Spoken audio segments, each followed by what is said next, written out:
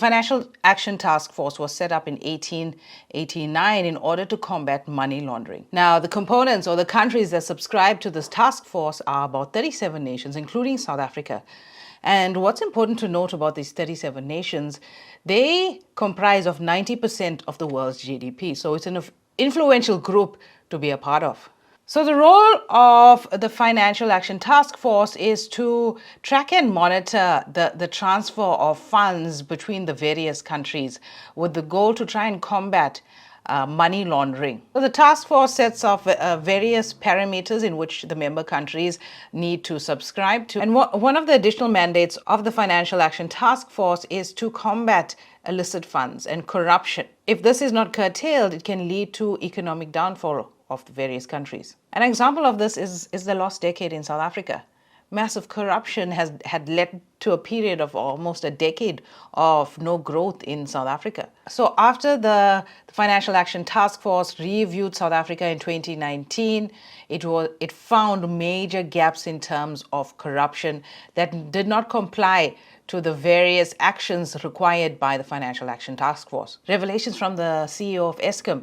We've seen this week where there's massive bouts of corruption, openly known among the ruling party, yet nothing has been done. So when a country is found wanting in terms of their falling behind of the recommendations of the Financial Action Task Force, they are put on a grey list and eventually they're put on a blacklist. There are a range of countries on the grey list and you need to keep up to the standards if you want to be removed of that grey list. The countries that were recently grey listed were South Africa and Nigeria.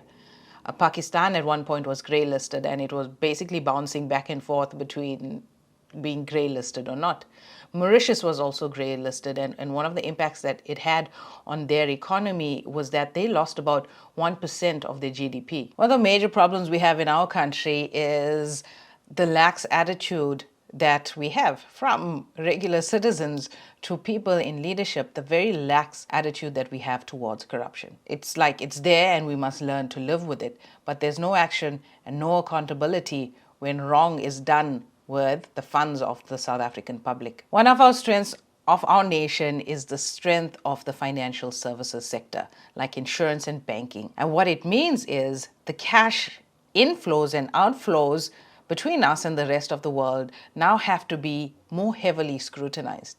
We got to take excessive measures to ensure the origin of the funds, where they're coming from. Are there proceeds from corruption? Are there proceeds from money laundering activities and other illegal activities? Is the money sent out being used for terrorism activities? So there's going to be excessive compliance that's required of the various financial agencies. So I want to read some research to you. I want to read it word for word so I don't miss anything.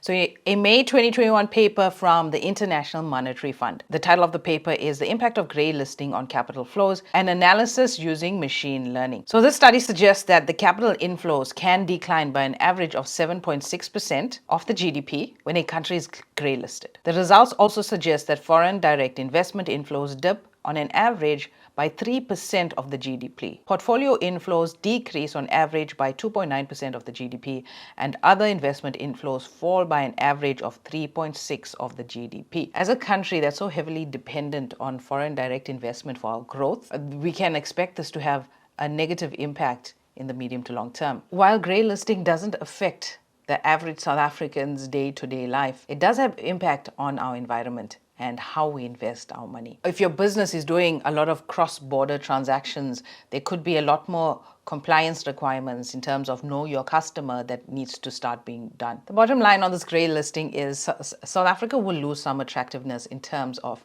a foreign investment destination. Okay, we're also battling Eskom. I mean, foreign countries would not want to come invest here anyway if we can't keep the lights on. Another risk is capital flows. The flow of foreign currency between us and the rest of the world. It could be reduced for the reasons I've just explained. And when we are sending money out in terms of investments instead of purchasing, a lot more compliance requirements are needed. And obviously that cost is going to be passed off to the customer. It also complicates the ease of doing business. It's not like we have an easy business environment. And I know for some reason it's the ease of business is measured here by terms of how easy it is to register the business. But if you look at the various requirements in terms of taxation, UIF, pay as you earn, employment equity, all of that complicates the ease of doing business. And especially when you're doing business with foreign currency, here's another complication on top of that. Cost of borrowing also increases as a country, because now, because of our risk, our rates for borrowing will go up. So only time will tell in the long term how much this will affect us. But for the bottom line, the average South African is not going to make much of a difference. But if you're somebody who's thinking of long-term planning, your retirement, your children, generational wealth, this is a huge blow.